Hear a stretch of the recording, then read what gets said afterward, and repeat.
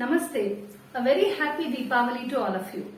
Deepawali, Deepanam Avalihi, the row of lights, is a very popular festival in India, in the Sanatana ethos particularly. For the Indian mind, Deepa or light is not just a physical light. It is a light of wisdom, of health, of wealth, of well-being, of sharing, caring, loving, and all that is positive in life. So, Deepawali is actually the celebration of wisdom. It's a very age-old festival. It was called Kartikotsava or Yaksharathi or Deepotsava and by many names in ancient and medieval India. It is actually a festival of 5 days. It starts with Dhanatrayodashi or Dhanteras, when all the old things are discarded in the house is cleaned up, the courtyards are washed up, and the walls are whitewashed, and a lot of Rangavali patterns are drawn, and the house is decorated for the Deepawali festival. The second day is about Naraka Chaturdashi, when Lord Shri Krishna slayed Narakasura, the very vicious demon who was a great womanizer, who was a great offender. He did all nasty things and tormented the worlds. So Shri Krishna, along with his valiant wife Satyabhama, slayed Narakasura and redeemed all those people whom he had kidnapped. Particularly the 16,000 women whom Narakasura had enslaved in his harem. Krishna released them all and gave them a new lease of life. He gave them a status of his wife and took care of all their children and grandchildren forever. So such a great social reformer Krishna was. We worship Krishna on this special day. And Deepawali is about worshipping Lakshmi and Mani or Kubera. It's also called Yaksharatri, as I said.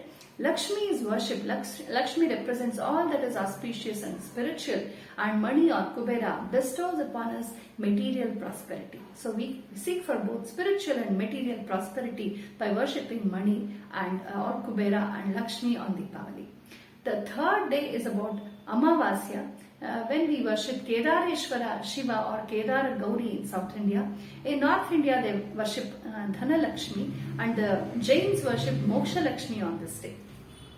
The fourth day is called Bali Padimi, when Lord Shri Vishnu, he incarnated as Vamanamurti, the son of Kashyapa Brahma and Aditi, and he punished the Rakshasas. And the king of the Rakshasas, Bali, was actually a good man. He was a right man in the wrong party. But the Rakshasas had usurped the words of all the Devatas, Danavas, Manava, Yaksha, Gandharva, Kinnara, Kimpurusha, Siddha, Vidyadharas. And they were ruling, they had dominated the world. So Vamanamurti came as a little lad of 5 years and he went to the yajna of Balindra. Balindra was individually a good man but the leader of a very bad Rakshasa clan. So he came there to ask for a dana, charity, and he asked for just 3 steps of land. And Bali gave him, and the Vamanamurti grew into Trivikrama.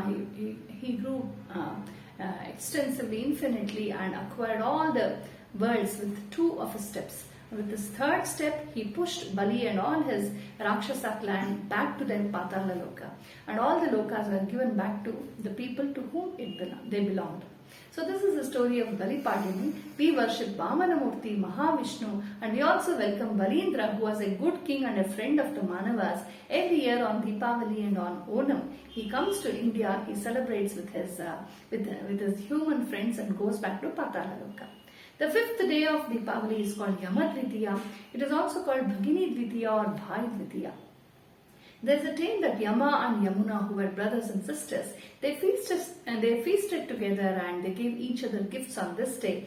And they both decided that those who celebrate Yamadvitiya, where brothers and sisters together rejoice and feast together on Yamadvitiya, they will have Yama's special blessings and death will not come to them in the wrong time. So these are the 5 days of Deepawali. The middle 3 days are most popular all across the Indian subcontinent. And there is a beautiful story about the crackers also, that Narakasura, who was a chemical man who had a lot of chemicals in his body, when his body was burnt, they emanated a lot of color sparkles with smoke. So as a representation of that, we burst crackers. Of course, we have to do this in limited quantities, but today when people burst crackers for very trivial things like just winning a cricket match or January 1st, or when it is not exactly necessary for a politician's some show-off party and marriage parties of these celebrities and so on. Why should the meaningful cracker bursting of the Deepawali only be targeted by everybody? You know, there are some agenda working against every Hindu festival, every Hindu tradition. Let's not be apologetic about our age-old tradition, because there's a lot of meaning here. Let crackers elsewhere be banned, but it is more meaningful in Deepawali because this is where it started. Let's burst crackers, of course, in limited quantities. Let's have a balance about everything. Let's have enough of sweets. Let's dress in the choicest Deshi attire. Let's wear our bindis with pride, our tilak with pride. This is our culture, our nation, our cultural identity. No ad, no outsider narrative needs to tell us what is right and what is wrong, because they have a vicious agenda to influence us. Our age-old tradition, our rishis have given us this great festival to contemplate upon Lakshmi and light and wisdom.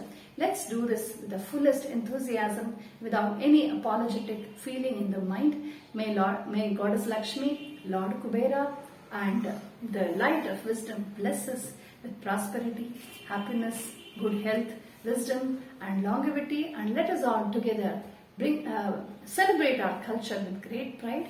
Namaste.